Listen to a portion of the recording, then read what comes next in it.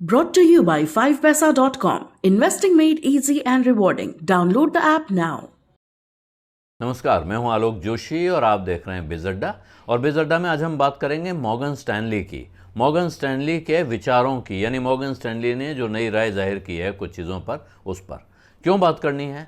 क्योंकि Morgan Stanley के जो विचार होते हैं वो दरअसल बहुत से लोगों के लिए वास्तविकता बन जाते हैं, क्योंकि वो बाज़ार में बहुत पैसा लगाता या लगवाता है। दुनिया के सबसे बड़े इन्वेस्टमेंट बैंकर्स में से एक है मॉर्गन स्टैनली, और जब वो भारत के बाज़ार पे कोई राय देता है तो उस राय को लोग ध्यान से सुनते हैं। उसको हम ध्यान से सुनेंगे, लेकिन उससे पहले आप ध्यान से सुनिए कि ख़ास आप बिज़ तक यूज़र्स के लिए 5 पैसा लाया है एक स्पेशल ऑफ़र। इस वीडियो के डिस्क्रिप्शन में एक लिंक दिया हुआ है, उसको इस्तेमाल करिए और 5 पैसा ऐप को डाउनलोड कीजिए और साथ में कूपन कोड इस्तेमाल कीजिए LT150, LT150, LT150 और पाइए एक्साइटिंग ऑफर्स सिर्फ बिज़ तक यूज़र्स के लिए and start investing in stocks, mutual fund, IPO and more. Link in description. Morgan Stanley क्या कह रहा है यह जानना बहुत ज़रूरी है। मॉर्गन स्टैनली ने यूं बहुत बदलाव नहीं किया है अपने विचारों में। उनके जो विचार थे वो वहीं हैं करीब करीब जहां थे, लेकिन दो महत्वपूर्ण बातें हैं।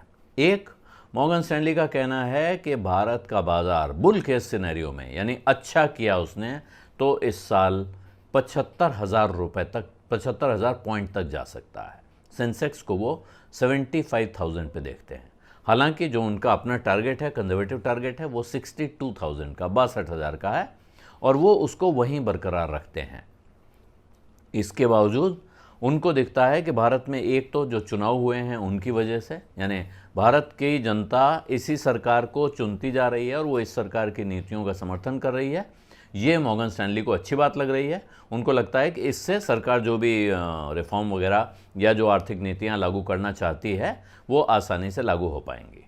दूसरा, एक बड़ी चीज़ जो दिख रही है उनको कि भारत में प्रॉफिट बढ़ने का एक नया साइकिल शुरू होने जा रहा है, यानी कंपनियों का जो मुनाफा होता है उसमें तेज़ी से बढ़ोतरी होने का एक नया सिलसिला, एक नया दौर शुरू होगा। और इसका सीधा अर्थ है कि जिन लोगों ने उन कंपनियों में पैसा लगा रखा है उनको लाभ होगा, तो वो बाज़ार को अच्छी तरह बढ़ता हुआ देख रहे हैं। ये मॉर्गन स्टैनली की जो मार्केट पर रिपोर्ट है उसकी ख़ास बात है। उसमें और भी बिंदु दिए हुए हैं कि अब तेल की कीमत बढ़ने से बहुत फ़र्क नहीं पड़ता है।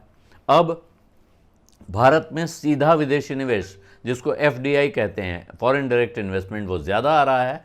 और जो FPI कहलाता है, फॉरेन पोर्टफोलियो इन्वेस्टमेंट, या जिसको बाज़ार में आने वाला पैसा कहते हैं, जिसको स्मार्ट मनी कहते हैं, जो कभी भी जा सकता है, वो कंपैरेटिवली कम हो रहा है। इधर आपने सुना ही होगा, काफ़ी बार ये बात हो चुकी है कि पिछले साल भर में 1 लाख करोड़ रुपए ज़्यादा की रकम निकल चुकी है भारत के बाज़ार से, विदेशी निवेशक निकाल के ले गए हैं। लेकिन इसके बावजूद अगर वो सीधा पैसा ला रहे हैं, कारोबार में लगा रहे हैं, कारखाने खोल रहे हैं, तो उनका कहना है कि ये ज़्यादा अच्छी बात है, ये स्टेबल पैसा है, ये आता है तो फिर रहता है टिक के। दूसरा, उनका कहना है कि जो विदेशी कच्चे तेल का बाज़ार है, अंतर्राष्ट्रीय बाज़ार, उसमें जो भाव बढ़ रहे हैं उससे तकलीफ़ होती है, तो हमको सबको पता है।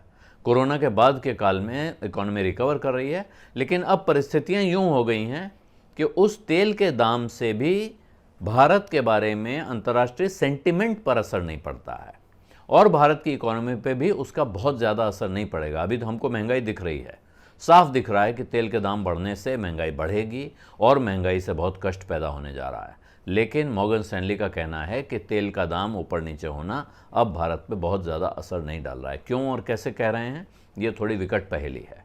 लेकिन एक दूसरी चीज़ जो मॉर्गन स्टैनली ने कही है वो है बहुत दिलचस्प चीज़। एक ऐसी कंपनी जिसके बारे में कुछ ही समय पहले उसका टारगेट प्राइस उन्होंने काटा था, उसको डाउनग्रेड किया था एक तरह से, अब वो अचानक उसमें बहुत तेज़ उछाल की उम्मीद देख रहे हैं। और ये कंपनी है पेटीएम। पेटीएम भारत का सबसे बड़ा पेमेंट ऐप है।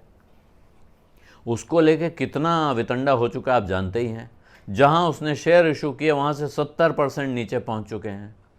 इस अभी क्वार्टरली रिजल्ट जो आए उसके साथ अब उम्मीद जगी है। कहा गया कि 6 क्वार्टर्स में ये कंपनी अब मुनाफे में आएगी, मुनाफा कमाना शुरू कर देगी और साथ में उसके जो प्रमोटर पूर्व प्रोमोटर या सीईओ विजय शेखर शर्मा है, उनका कहना है साहब मैंने जो ईसॉप मुझे मिले हुए हैं वो तब वेस्ट होंगे जब कंपनी को मुनाफा होने लगेगा, यानी तब तक मुझे कुछ मिलेगा नहीं।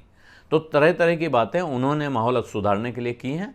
मॉर्गन स्टैनली का कहना है कि ये जहां है वहां से 46% का अपसाइड दिख रहा है, लेकिन ध्यान रखिए कि ये जहां है वो 100 में से 70 जा चुका है, 30 बचा है। 30 पर अगर 50% का भी अगर अपसाइड देख लें तो 45 होता है, यानी अब वो जहां था वहां से 45% की जगह पे जाने का ये लक्षण दिखा रहे हैं।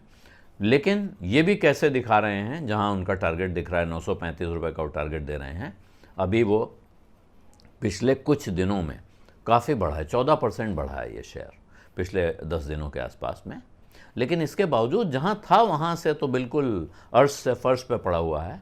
और अभी मॉर्गन स्टैनली का कहना ठीक है, बड़े निवेशक ऐसे ही मौक़ों पे पैसा लगाते हैं, उनके पास बहुत पैसा होता भी है, अगर वो एक आध इन्वेस्टमेंट उनका गड़बड़ भी चला जाए तो फ़र्क नहीं पड़ता है। लेकिन अगर आपका इकलौता इन्वेस्टमेंट होने जा रहा है तो फिर आपको कहीं अच्छी जगह समझदारी से सुरक्षित जगह अपना पैसा लगाना चाहिए। कुछ समझ में नहीं आता है तो म्यूचुअल फंड ही सही है। बिजअड्डा में आज इतना ही, अब इजाज़त दीजिए। धन्यवाद, नमस्कार।